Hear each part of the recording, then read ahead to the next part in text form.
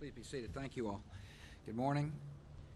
Today, Congress will vote on legislation that provides our troops with the funds they need.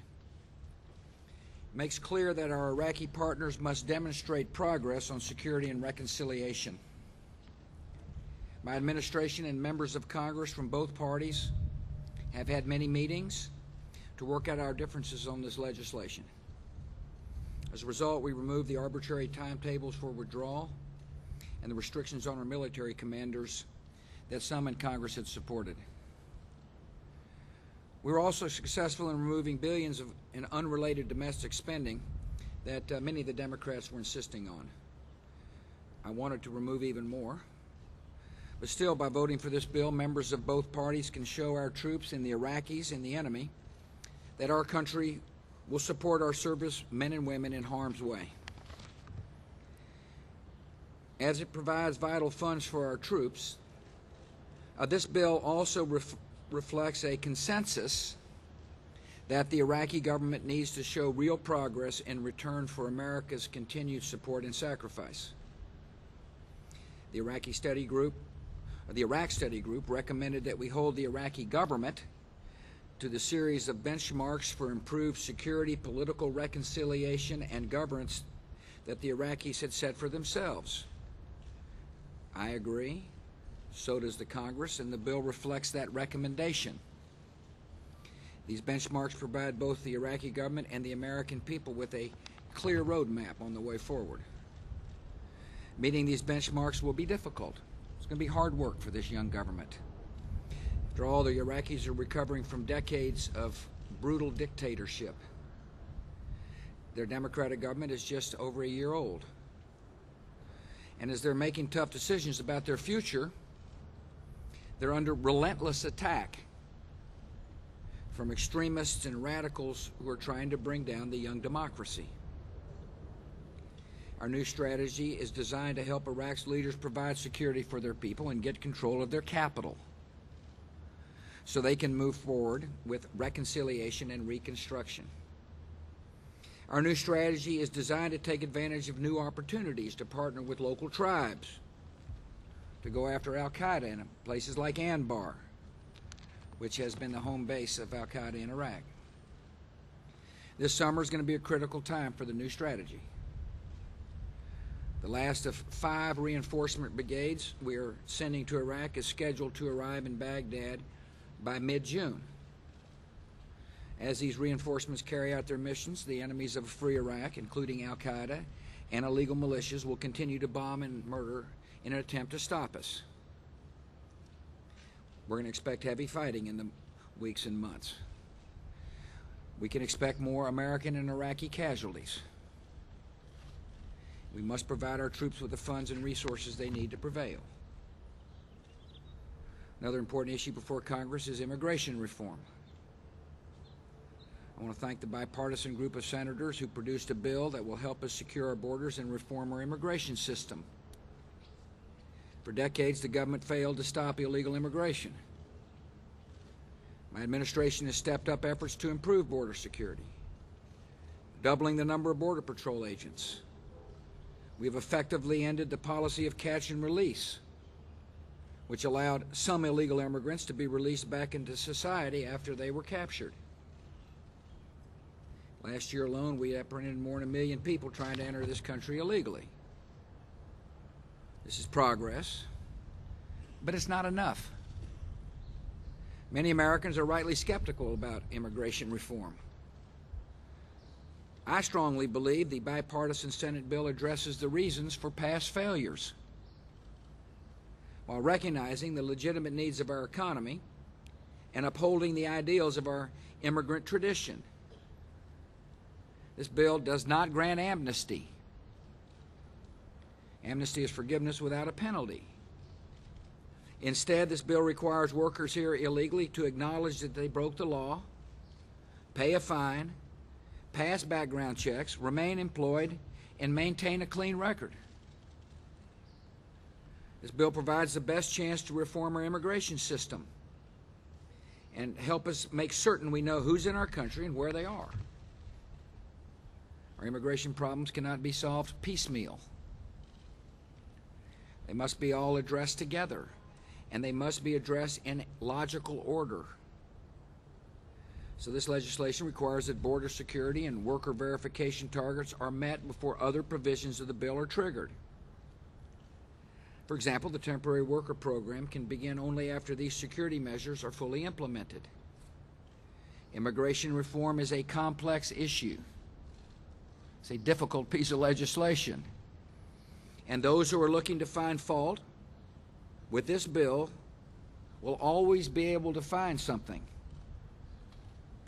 But if you're serious about securing our borders and bringing millions of illegal immigrants in our country out of the shadows, this bipartisan bill is the best opportunity to move forward. I'm confident with hard work and goodwill, Congress can pass and I can sign a bill that fixes an immigration system we all agree is broken. The issues of war and immigration are difficult, but that's no excuse in avoiding our responsibility to act. American people sent us to Washington to take on tough problems, and they expect us to deliver results. And now I'll be glad to answer some of your questions. Hunt.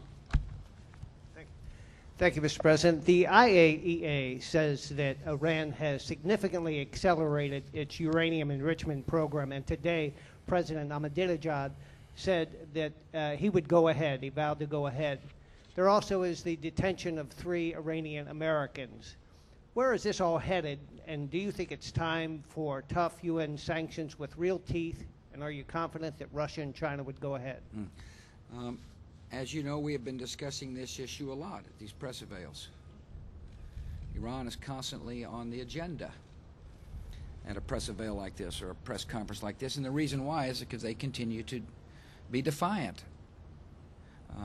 as to the demands of the free world. The world has spoken and said, no nuclear weapons programs. And yet they're constantly ignoring the demands.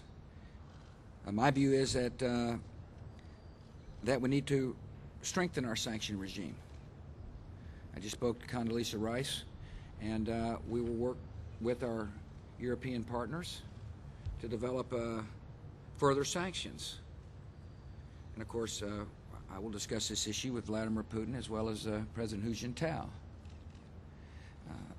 The first thing that these leaders have got to understand is that in Iran with a nuclear weapon would be incredibly destabilizing for the world. It's in their interests that we work collaboratively to continue to isolate that regime. I'm sympathetic for the people of Iran. I'm sorry they live under a government that continues to insist upon a program that the world has condemned, because it is denying the good people of Iran economic opportunities that they would have. This is a country with a great tradition and a great history. There are hard-working people in that country that want to benefit from a society that is more open, and yet the government insists upon measures that will lead to further isolation. And therefore, to answer one part of your question, we will work with our partners to continue the pressure. Secondly, obviously, to the extent that these people are picking up innocent Americans, it's unacceptable, and we've made it very clear to the Iranian government that the detention of good, decent American souls who were there to be beneficial citizens is not acceptable behavior. Domi. Mr. President, dozens of American troops have been killed this month, and sectarian violence appears to be rising again in Iraq. And you yourself just said that you're expecting more casualties in the weeks and months ahead. How much longer do you believe you can sustain your current policy in Iraq without significant progress on the ground? And how confident are you about finding those missing soldiers? I'm confident that the military is doing everything it can to find the missing soldiers. I talked to General Petraeus about this subject, and Secretary Gates, and General Petraeus informs them that we're using all the intelligence and all the troops we can to find them. It's a top priority of our people there in Iraq. Obviously, you know, the loss of life is devastating to families. I fully understand that. But I want to remind you as to why I sent more troops in. It was to help stabilize the capital. You're asking me how much longer. We have yet to even get all our troops in place. General David Petraeus laid out a plan for the Congress. He talked about a strategy all aimed at helping this Iraqi government secure its capital so that they can do some of the political work necessary, the hard work necessary to reconcile. And as I explained in my opening remarks, all the troops won't be there till mid-June. And one reason you're seeing more fighting is because our troops are going into new areas along with the Iraqis. And so General Petraeus has said, why don't you give us till September and let me report back to not only me but to the United States Congress about progress. I would like to see us in a different configuration at some point in time in Iraq. However, it's going to require taking control of the capital. And the best way to do that was to follow the recommendations of General Petraeus. As I have constantly made clear, the recommendations of Baker Hamilton appealed to me. And that is to be embedded and to train and to guard the territorial integrity of the country and to have special forces to chase down al-Qaeda. But I didn't think we could get there unless we increased the troop levels to secure the capital. I was fearful that violence would spiral out of control in Iraq and that this experience of trying to help this democracy couldn't succeed. And so therefore the decisions I made are all aimed at getting us to a different position, and the timing of which will be decided by the commanders on the ground, not politicians here in Washington. Chen. Excuse me. That's Henry. Chen. Now you're coming down there. No, sorry. Work the print people a little bit. So you got the strategy? Print? And Ed, Good morning, sorry. Mr. President. A lot of lawmakers in Congress are saying that China has not done enough to allow its currency to appreciate, and they're talking about things like duties. What is your view about that, and are you prepared to do more to encourage the appreciation of the yuan? Thanks, Ed. I spoke to Madam Wu Ji today. Matter of fact, had her into the Oval Office, one, to thank her for bringing her delegation, and then also to ask her to pass on a message to Hu Jintao that I appreciate his willingness to work with strategic dialogues in order to put in place the type of measures that reflect a complex relationship. In other words, the ability to discuss issues such as beef or intellectual property rights. And one of the issues that I emphasized to Madam Wu Ji, as well as the delegation, was that we're watching very carefully as to whether or not they will appreciate their currency. And that's all in the context of making it clear to China that we value our relationship, but the $233 billion trade deficit must be addressed. And one way to address it is through currency evaluations. Another way to address it is for them to help convert their economy from one of savers to consumers. And that's why Secretary Paulson worked very assiduously with this strategic dialogue group to encourage openness for capital markets, that China must open its capital markets to allow for different financial institutions from around the world to go into the country. It not only will be beneficial to the United States, we happen to think it will be beneficial to the Chinese economy, for the consumers to have different options when it comes to savings and purchases. And so this is an important dialogue, and it's one that I thank the Chinese government for engaging in. And there's been some progress. Yesterday they opened new air routes. That's beneficial for U.S. airlines. It also has to be beneficial for China as far as I'm concerned. It's beneficial for that country to open up its access to more travelers, whether they be business or tourists. Anyway, this is a complex relationship, and there's a lot of areas where we're working together, and there's areas where there's friction, and we just got to work through the friction. One area where I've been disappointed is beef. They need to be eating U.S. beef. It's good for them. They'll like it. And so we're working hard to get that beef market opened up. Ed. Thank you, Mr. President. A new Senate report this morning contends that your administration was warned before the war that by invading Iraq, you would actually give Iran and al-Qaeda a golden opportunity to expand their influence, the kind of influence you were talking about with al-Qaeda yesterday and with Iran this morning. Why did you ignore those warnings, sir? Ed, going into Iraq, we were warned about a lot of things, some of which happened, some of which didn't happen. And obviously, as I made a decision as consequential as that, I weighed the risks and rewards of any decision. I firmly believe the world's better off without Saddam Hussein in power. I know the Iraqis are better off without Saddam Hussein in power. I think America's safer without Saddam Hussein in power. As to al-Qaeda in Iraq, al-Qaeda is going to fight us wherever we are. That's their strategy. Their strategy is to drive us out to the Middle East. They have made it abundantly clear what they want. They want to establish a caliphate. They want to spread their ideology. They want safe haven from which to launch attacks. They're willing to kill the innocent to achieve their objectives. And they will fight us. And the fundamental question is, will we fight them? I have made the decision to do so. I believe that the best way to protect us in this war on terror is to fight them. And so we're fighting them in Iraq. We're fighting them in Afghanistan. We've helped the Philippine government fight them. We're fighting them. And this notion about how this isn't a war on terror, in my view, is naive.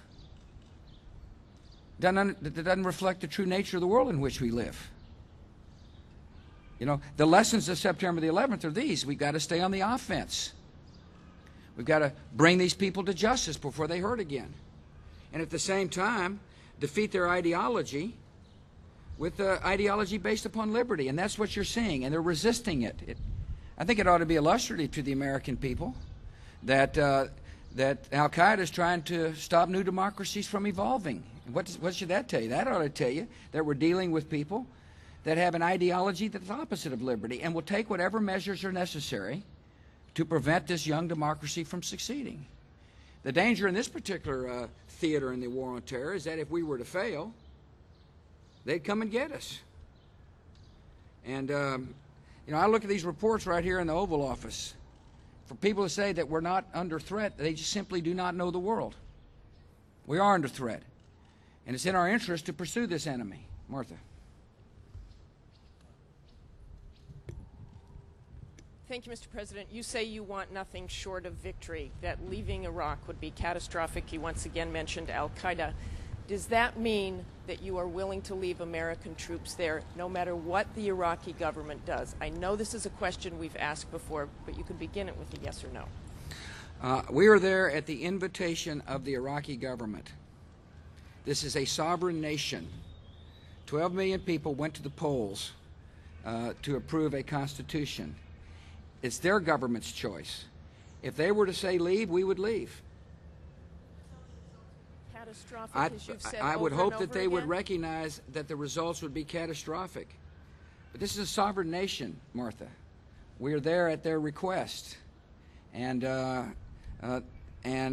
know, hopefully the Iraqi government would be wise enough to recognize that without coalition troops, U.S. troops, that they would endanger their very existence.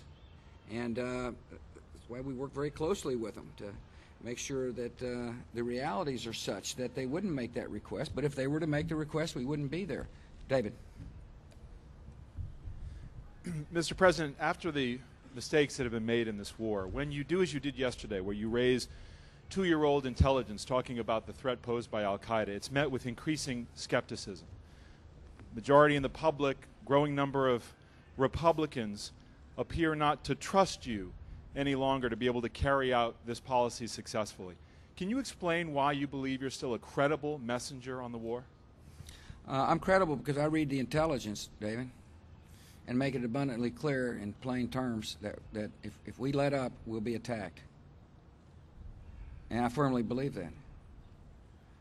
You know, look, this has been a long, difficult experience for the American people. I can assure you al-Qaeda, who would like to attack us again, have got plenty of patience and persistence. And the question is, will we? Yeah, I talked about intelligence yesterday. I wanted to make sure the intelligence I laid out was credible, so we took our time. Somebody said, well, he's trying to politicize the thing. If I was trying to politicize it, I'd have dropped it out before the 2006 elections.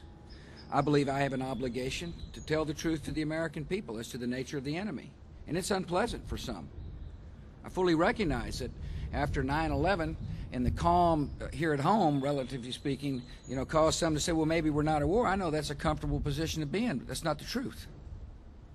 Failure in Iraq will cause generations to suffer, in my judgment. Al-Qaeda will be emboldened. They will say, yeah, once again, we've driven the great soft America out of a part of the region. It will cause them to be able to recruit more. It'll give them safe haven. They are a direct threat to the United States, and I'm going to keep talking about it. That's my job as the president, is to tell people the threats we face and what we're doing about it. And what we've done about it is we've strengthened our homeland defenses.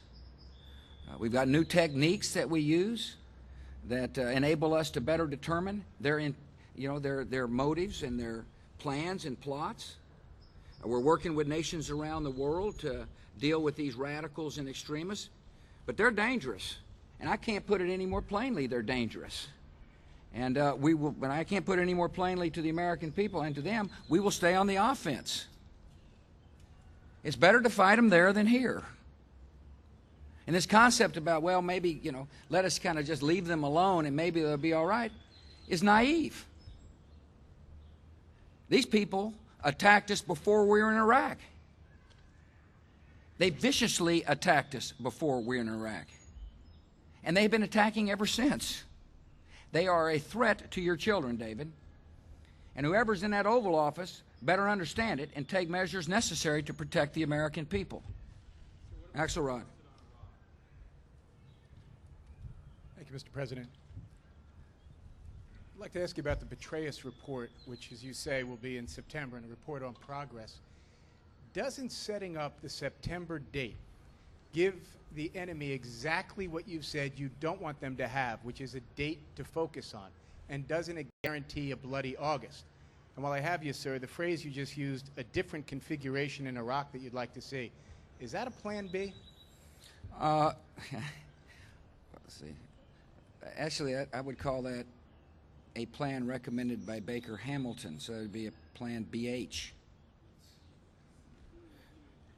I stated, you didn't like it? Okay. I've stated this is an idea that I like the concept. The question is, could we get there, given the violence last fall? And the answer, in my judgment, was no. We would never be able to configure our troops that way, in that configuration, place our troops in that configuration, given the violence inside the capital city. David Petraeus felt like that it was important to tell the White House and tell the Congress that he would come back with an assessment in September. It's his decision to give the assessment, and I respect him, and I support him. It does. It precisely. It's going to make it could make August a tough month, because you see, what they're going to try to do is kill as many innocent people as they can to try to influence the debate here at home. Don't you find that interesting? I do. That they recognize that the death of innocent people could shake our will, could undermine David Petraeus' attempt to create a more stable government. They will do anything they can to prevent success. And the reason why is Al-Qaeda fully understands that if we retreat, they then are able to have another safe haven in their mind. Yesterday in my speech, I quoted quotes from Osama bin Laden. And the reason I did is that I want the American people to hear what he has to say, not what I say, what he says. And in my judgment, we ought to be taking the words of the enemy seriously. And so, yeah, it could be it could be a very difficult August, and I fully understand. Yeah, David Petraeus, the commander. Look, do you want politicians making those decisions, or do you want commanders on the ground making the decisions? My point is that I would trust David Petraeus to make an assessment and a recommendation a lot better than people in the United States Congress, and that's precisely the difference. Michael. Good morning, Mr. President. I'd like to ask you about the Justice Department. In the last couple months, we have heard disturbing evidence about senior officials of the Justice Department misleading Congress. We heard disturbing evidence yesterday that a senior official of the Justice Department improperly took, by her own admission, political considerations into effect in evaluating career employees of the Justice Department. We've also had evidence from the former Deputy Attorney General of the White House strong-arming a sick man into trying to approve an illegal spying program. I'm curious, Mr. President, if you are concerned about the cumulative picture that's being drawn about your Justice Department, and what assurances can you give the American people that the department is delivering impartial justice to the American people? Yeah, thank you, Michael. There is an internal investigation taking place at the Justice Department. This will be an exhaustive investigation. And if there's wrongdoing, it'll be taken care of. I thought it was interesting how you started your question over the months, I think you said, over the last months. This investigation is taking a long time. It's kind of being drug out. I suspect for political reasons. That was just, as I mentioned the other day, it's just grand political theater. If Attorney General Gonzalez has testified, he produced documents, and I would hope the Senate and the Congress would move expeditiously to finish their hearings and get on to the business of passing legislation that is meaningful for the country. But if there had been wrongdoing, that will be addressed the way you would hope it would be. Yeah, I've got confidence in Al Gonzalez doing the job. Brett. Mr. President, are you surprised by reports today from the Iraqis that sectarian killings are actually on the rise to pre-troop surge levels? And if I may, yesterday after your speech, Senator Joe Biden said al-Qaeda in Iraq is a, quote, Bush-fulfilling prophecy. They weren't there before, now they're there. He said U.S. troops should get out of the middle of a civil war and fight al-Qaeda. Yeah. Can you respond to that? We are fighting al-Qaeda in Iraq. A lot of the spectaculars you're seeing are caused by al-Qaeda. Al-Qaeda will fight us wherever we are. That's what they do. That's what they've said they want to do. They have objectives. These are ideologues driven by a vision of the world that we must defeat. And you defeat them on the one hand by, hunting them down and bringing them to justice, and you defeat them on the other hand by offering a different alternative form of government. The Middle East looked nice and cozy for a while. Everything looked fine on the surface, but beneath the surface there was a lot of resentment. There was a lot of frustration, such that 19 kids got on airplanes and killed 3,000 Americans. It's in the long-term interest of this country to address the root causes of these extremists and radicals exploiting people that cause them to kill themselves and kill Americans and others. I happen to believe one way to do that is to address the forms of government under which people live. Democracy is really difficult work, but democracy has proven to help change parts of the world from cauldrons of frustration to, areas of hope. And we will continue to pursue this foreign policy. It's in our national interest we do so. What other aspect of the question? Yeah, there's been an uptick in violence. It's a snapshot. It's a moment. And David Petraeus will come back with his assessment after his plan has been fully implemented and give us a report as to what he recommends, what he sees, and what he recommends, which is, I think, a lot more credible than what members of Congress recommend. We want our commanders making the recommendations, and along with Ryan Crocker, our ambassador there, by the way. I won't leave Ryan out. And so it's, to Axelrod's point, it's no question, it's the kind of report that the enemy would like to effect because they want us to leave. They want us out of there. And the reason they want us to leave is because they have objectives that they want to accomplish. Al-Qaeda, David Petraeus called Al-Qaeda public enemy number one in Iraq. I agree with him. And Al-Qaeda's public enemy number one in America. It seems like to me that if they're public enemy number one here, we want to help defeat them in Iraq. It's a tough fight, you know, and it's obviously it's had an effect on the American people. Americans, you know, a lot of Americans want to know, you know, when are you going to win? And victory will come when that country is stable enough to be able to be an ally in the war on terror and to govern itself and defend itself. One of the things that appealed to me about the Baker-Hamilton is that it will provide a kind of a long-term basis for that likely to happen, assuming the Iraqi government invites us to stay there. And I believe this is an area where we can find common ground with Democrats and Republicans, by the way. I fully recognize there are a group of Democrats who say, get out of the deal now. It's just not worth it. One of the areas where I really believe we need more of a national discussion, however, is what would be the consequences of failure in Iraq? See, people have got to understand that if that government were to fall, that people would tend to divide into kind of sectarian enclaves, much more so than today, that would invite Iranian influence and would invite Al-Qaeda influence, much more so than in Iraq today. That would then create enormous turmoil, or could create enormous turmoil in the Middle East, which would have a direct effect on the security of the United States. Failure in Iraq affects the security of this country, and it's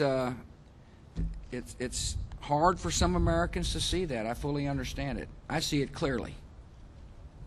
I believe this is the great challenge of the beginning of the 21st century, not just Iraq, but dealing with this radical ideological movement in a way that secures us in the short term and more likely secures us in the long term. Jim,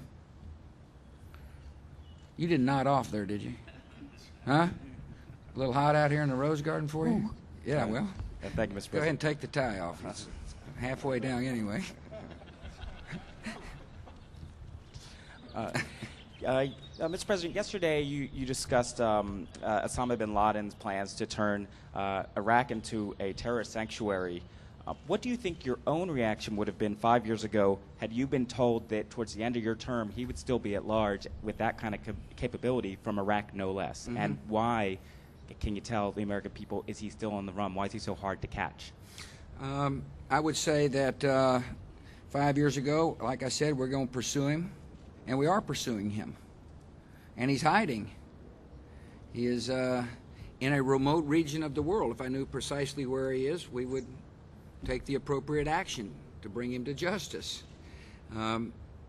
He is attempting to establish a base of operations in Iraq. He hasn't established a base in operations. My points yesterday were, here was his intentions, but thankfully, of the three people I named, all of them no longer are a part of his operation. My point is that I was making the point, Jim, as I'm sure you recognize, that if we leave, they follow us. And my point was that Osama bin Laden was establishing an external cell there, or trying to, and he's been unable to do it. Precisely my point. That's why we got to stay engaged. Had he been able to establish an internal cell that had safe haven, we would be a lot more in danger today than we are. His organization is a risk. We will continue to pursue as hard as we possibly can. We will do everything we can to bring him and others to justice. We have had good success in the chief operating officer position of Al-Qaeda. Khalid Sheikh Mohammed, Ramza Rabi, I mean, there's a lot of names, some of whom I mentioned yesterday, that are no longer a threat to the United States. We will continue to work to bring him to justice. I mean, that's exactly what the American people expect us to do. And in the meantime, use the tools we put in place to protect this homeland. We are under threat. Now, some may say, well, he's just saying that to, get people to pay attention to him or try to scare them into, for some reason. I would hope our world hadn't become so cynical that they don't take the threats of Al-Qaeda seriously, because they're real. And it's a danger to the American people. It's a danger to your children, Jim. And it's really important that we do all we can do to bring him to justice. Why is he at large? Because we hadn't got him yet, Jim. That's why. And he's hiding. And we're looking. And we will continue to look until we bring him to justice. We brought a lot of his buddies to justice, but not him. That's why he's still at large. He's not out there traipsing around. He's not leading many parades, however. He's not out feeding the hungry.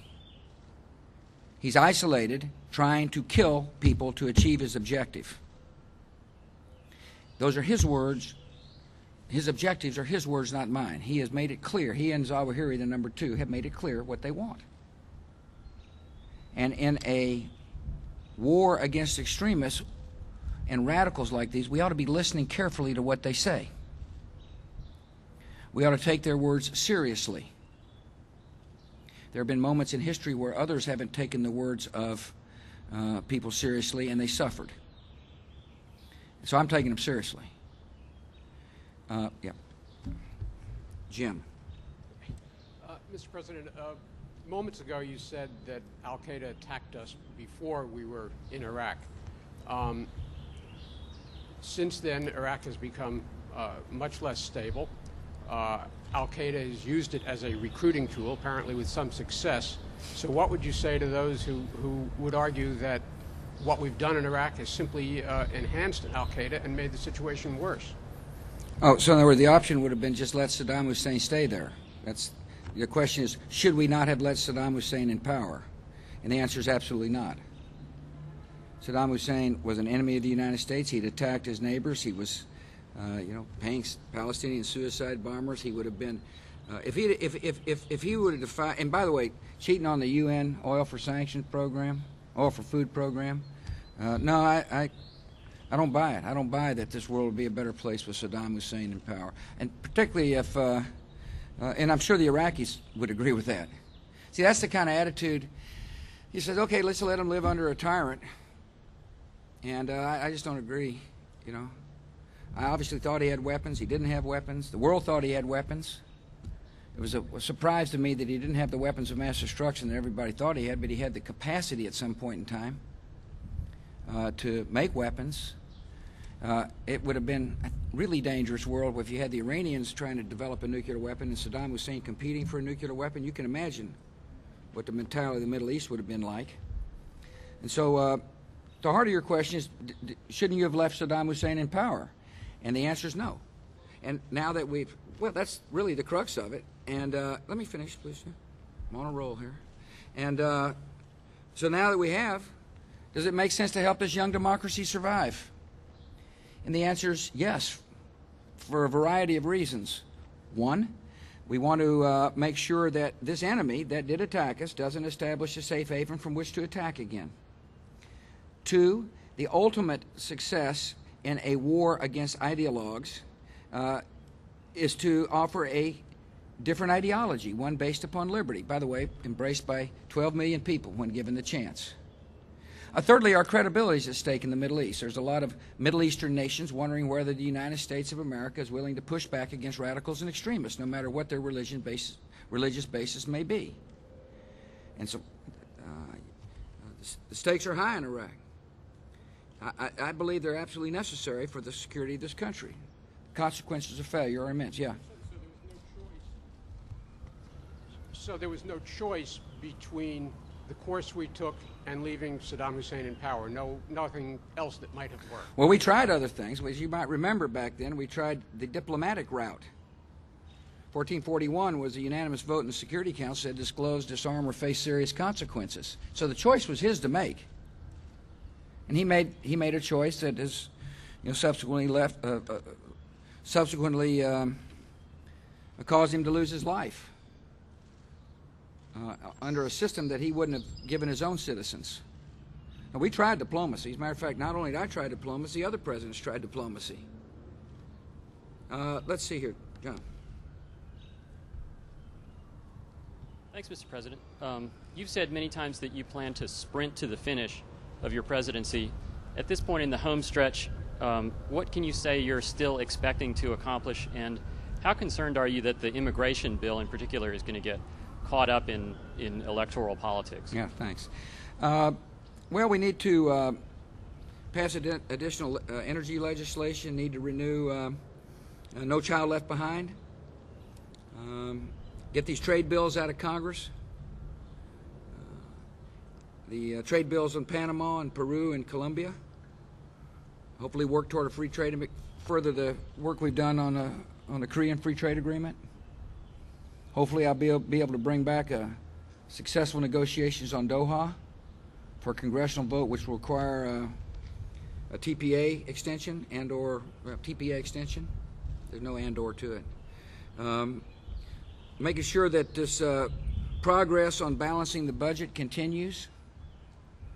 The deficit is, I know you're following the numbers, John, the deficit is reduced more than anticipated as a result of increased tax revenues coming in and the fiscal measures that we took, and now we're going to have to work with Congress to make sure they don't overspend and make sure they don't raise the taxes on the people as well. Running up the taxes will hurt this economy, which would hurt the revenues to the Treasury. I'm deeply concerned about the Democratic budget that is classic tax and spend.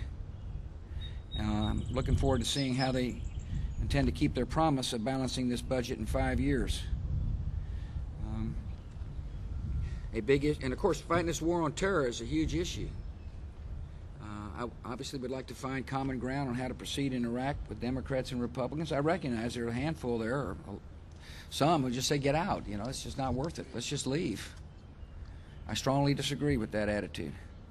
Most Americans do as well. And the vote showed that what's possible when we work together. The vote, this pending vote today, showed what's possible when we work together, when Republicans and Democrats work together. There's a good group of Republicans that want to work with Democrats. They just don't want to accept something that they don't agree with. Immigration. This is a tough issue. This is a very emotional, hard issue for members of both parties. I've always been a believer that a comprehensive immigration reform is the best way to secure our border. I campaigned on that for president twice. I believed it when I was the governor of Texas.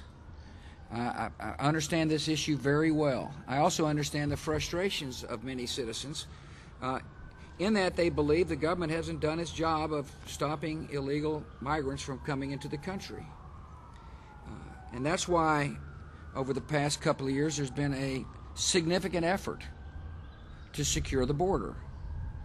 There's going to be a doubling of the Border Patrol agents. There's going to be, fencing and berms and different types of equipment to help the Border Patrol do its job in a better way. As a matter of fact, I was concerned about it enough to ask the National Guard to go down there for a while. And but John, I don't see how. And so those concerns, by the way, are addressed in this bill. The bill essentially says that before any other reforms take place, certain benchmarks will be met when it comes to securing the border. Last year, during the debate, people said, well, let's have security first. That's exactly what the bill does. However, I don't see how you can have the border security the American people expect unless you have a temporary worker program with a verifiable work card. People will come here to do work to feed their families, and they'll figure out ways to do so. As a result of people wanting to come here to do work to feed their families, there is an underground industry that has sprung up that I think is essentially anti-humanitarian. It's an industry based upon coyotes. Those are smugglers. Good, hard-working, decent people pay pretty good-sized money to be smuggled into the United States of America. There is a document forgery industry in America. There are people who are willing to, stuff people inside temporary shelter in order for them to evade the law. I don't think this is American. I think the whole industry that exploits the human being is not in our nation's interests. And the best way to deal with this problem is to say, if you're going to come and do jobs Americans aren't doing, here is an opportunity to do so on a temporary basis. I would much rather have people crossing the border with a legitimate card to coming to work on a temporary basis than being stuffed in the back of an 18-wheeler. And I would hope most Americans feel that as well. Secondly, in order for there to be good employer verification, it's against the law to hire somebody who's here illegally. But many times, small businesses or large are presented with documents and they don't know whether they're real or not. And so therefore, we must have a tamper-proof identification card, which is a part of this bill. A tough issue, of course, is what do you do with the people already here? Anything short of kicking them out, as far as some people are concerned, is called amnesty. You can't kick them out. For anybody who advocates trying to dig out 12 million people who've been in our society for a while, it's sending a signal to the American people that's just not real. I mean, it's an impractical solution. Nor do I think they ought to be given automatic citizenship. That is amnesty. Okay, you're here illegally, therefore you're automatically a citizen. And so therefore, we proposed, worked with the Senate to devise a plan that said if you're here already before a certain date, that there are certain hurdles you must cross in order to receive what's called a Z visa, in order to be able to work here. You've got to go through a background check. You've got to pay a fine at some point in time. There's a probationary period, and there's a series of steps that people have to go through. And then people get at the back of the line, the citizenship line, not the beginning of the citizenship line.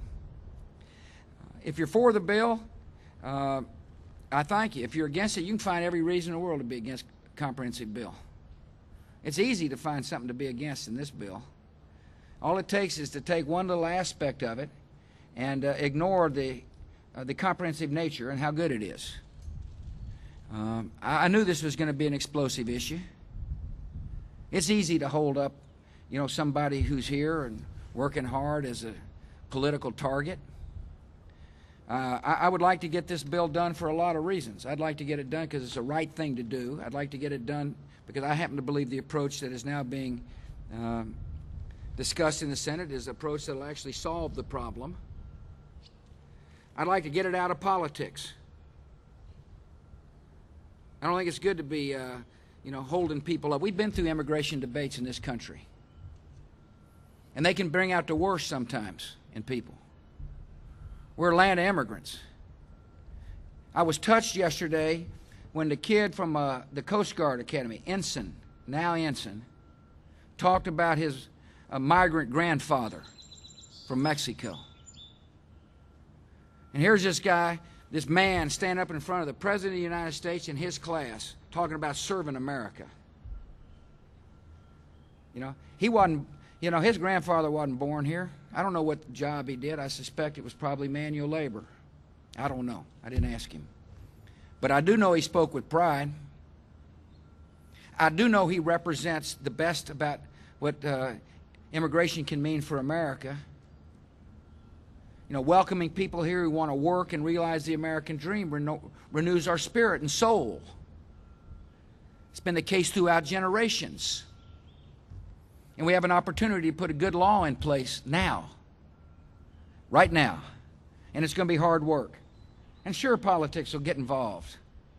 But the question is, will members of Congress rise above politics? I will. It's the right thing to have a comprehensive bill. And so I'm going to continue to reach out to members of Congress from both parties and call upon them to take the lead and show the political courage necessary to get the bill to my desk as quickly as possible. I want to thank you for your interest.